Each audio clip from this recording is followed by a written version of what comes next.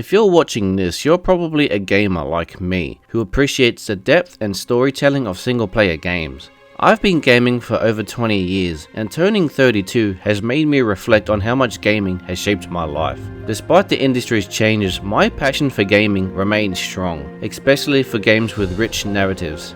Over the years, I've explored various genres: action, adventure, first-person shooters, survival, stealth, fighting, and strategy games, but what truly captivates me is a game with a compelling story. However, in recent years, I developed unhealthy mental habits that led me down a dark path, until a game I had already played, Uncharted 4: A Thief's End, helped me find my way back. Even before that, I also have my uncle who got me into the franchise, so here's a shout out to you, Uncle Glenn.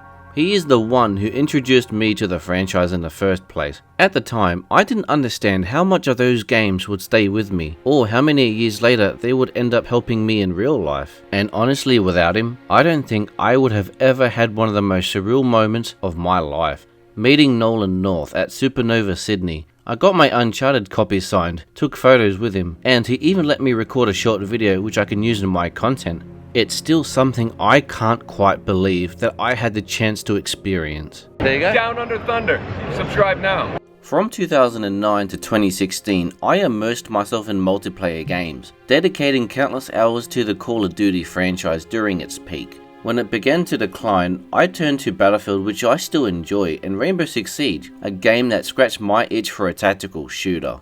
I invested so much time into Siege that I formed lasting friendships with people I still connect with today. Despite the good times, I noticed a shift. As my friends moved on and the games evolved, I found myself growing dissatisfied with certain genres, particularly online multiplayer shooters and fighting games.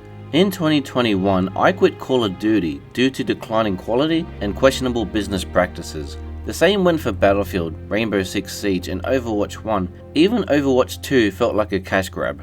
One day after a stress session playing Mortal Kombat 1, I had a breakdown. I stared at my PS5 game library for 10 to 20 minutes, unsure of what I even wanted to play, questioning whether these games were still enjoyable. Nothing excited me. That's when I realized I wasn't just burned out, I was stuck in a cycle of nostalgia, clinging to games I no longer loved.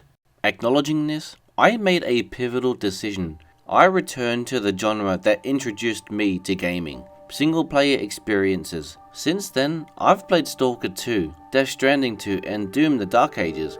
I also revisited classics like my childhood game, Metal Gear Solid, the game that started my gaming journey. There's also Soul Reaver, a game that I missed in my youth but I'm playing now. The excitement doesn't stop there. The Metal Gear Solid 3 remake is out and I'm genuinely having a blast with it. With GTA 6 releasing next year, there is so much to look forward to. I've also gotten into Skyrim for the first time. And yeah, I know you're probably shocked that I'm playing a game from 2011 now, but I'm enjoying it massively. Worst comes to worst, I got so many games that I'm getting into and classics I can revisit.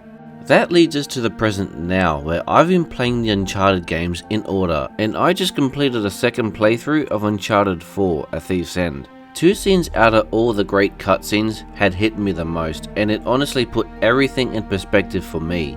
One was the optional conversation in Libertalia, where Nathan asks Sam what would their lives have been like if they didn't go down their current path. No, but I mean, what would our lives have been like if we hadn't started by chasing these people who've been dead for hundreds of years?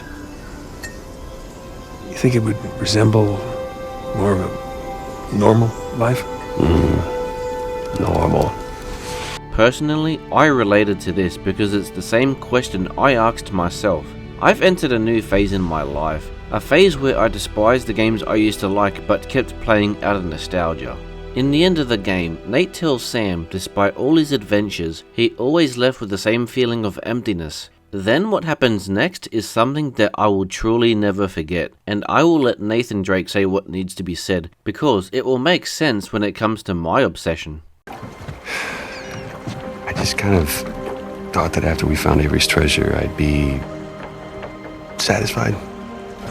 Instead, I've kind of left with this strange feeling of Emptiness. Yeah, well, you know, as thrilling as the next adventure might be, in the end, you're always left with that same feeling. And sometimes you just gotta choose what you're gonna keep and what you're gonna let go. Sometimes you gotta choose what you're gonna keep and choose what you gotta let go. That line shook me. I realized I had been in Sam's shoes, unable to move on, stuck in the past, but by the end of that playthrough, I found peace. By the end of my spiritual journey, I found the happiness that had been missing, which I needed to find for the sake of my sanity and mental health. What I chose to keep were great games and the good memories of those once great games.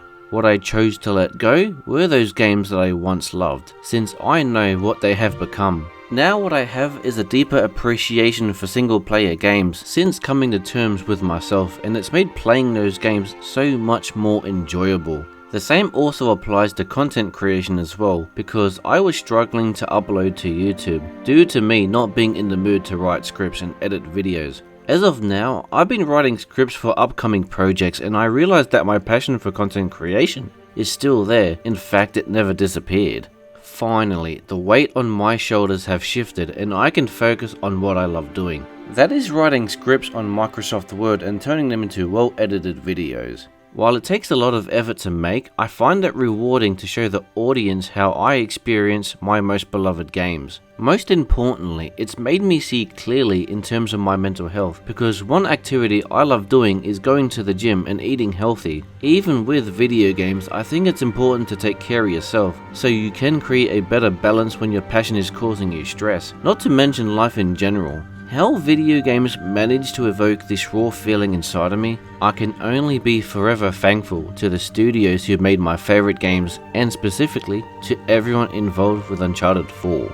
This journey led me to a place of peace, essential for my mental health. I rediscovered my passion for content creation, finding joy in writing scripts and editing videos again.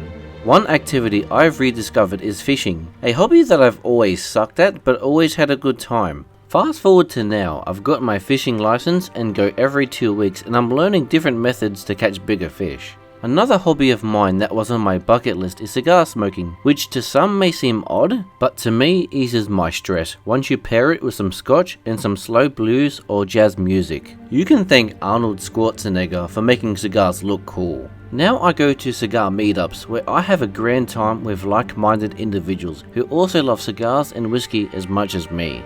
As I'm writing this, I've been thinking about creating a cigar channel where I talk about and review cigars. The weight on my shoulders have shifted, allowing me to focus on what I love, sharing my experiences with beloved games. Maintaining physical health through regular gym sessions and a balanced diet has become crucial for my overall well-being. It's a reminder that self-care is vital, even in the world of gaming.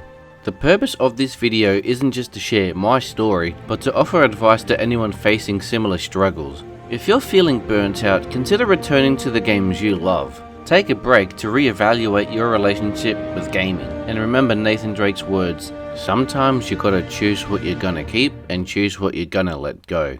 Thank you for watching.